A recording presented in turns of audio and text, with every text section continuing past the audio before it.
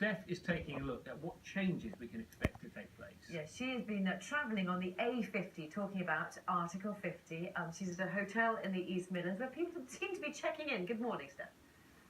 Checking out, maybe. Yes, good morning to you. Yeah, morning everybody. Yeah, a couple of people checking out here this morning after they've just had their breakfast up early like us as well, which is good to see. But yeah, we're talking about the triggering of Article 50, which will be happening tomorrow, and what it will mean in these 2 years of negotiations that we've got ahead, what it will mean for businesses. We're looking at the hospitality sector today. So something like 700,000 people employed in this sector who are from the EU. So there's concern amongst some of the businesses in it about what it will all mean. So let's have a chat with a couple of guests we've got here for us this morning. Rob, let me talk to you first of all, because you're Chief Executive of Best Western. Just tell us, for you, is us leaving the European Union something that's on your radar? Is it something you're worried about? It's definitely on our radar. We're a people business, and we have 4.5 million people employed in our industry, 700,000 of which are EU nationals. So it's a big worry for a lot of workers currently, and some of them have actually decided to go home already. Because of that uncertainty, we don't have that roadmap yet with the government and understanding the timescales involved with Brexit. So what are you doing about it then? If you're saying you're seeing people leaving, does this mean you're able to fill the jobs that they're leaving?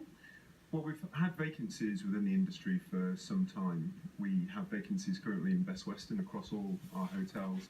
And with the worry of 700,000 additional roles potentially leaving the industry is a concern.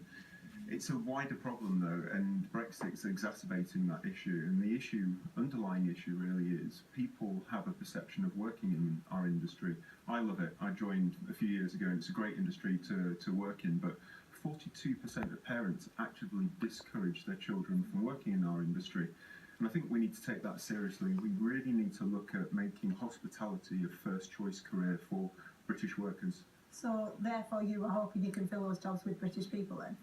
If it was done overnight, we would really struggle. One of our hotels in London has 95% of its workforce as EU nationals. If that happened overnight, the doors will be shut. Well, let's talk to Lord Digby-Jones, who we have with us here this morning as our former Trade Minister.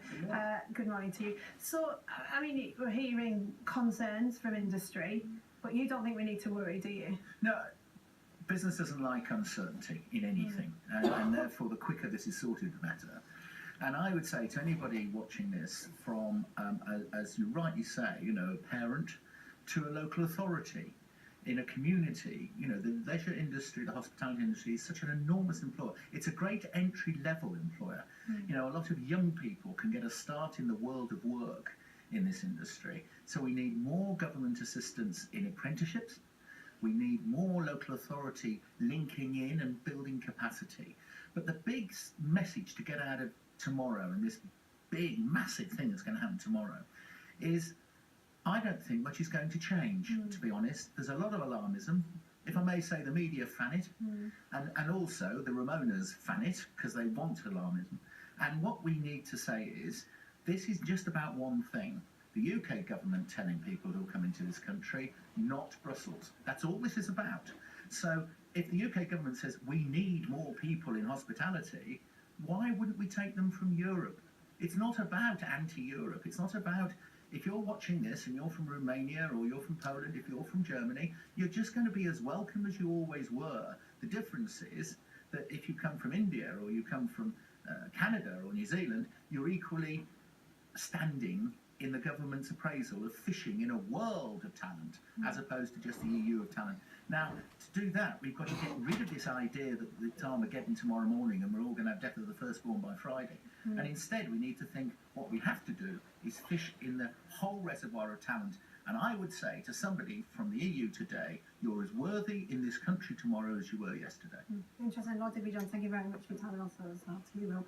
And I'll be here throughout the morning. I'm going to be talking to some of the people who work here as well, just about their thoughts on it. Some more from me a bit later on. Okay, so see you then. Thank you.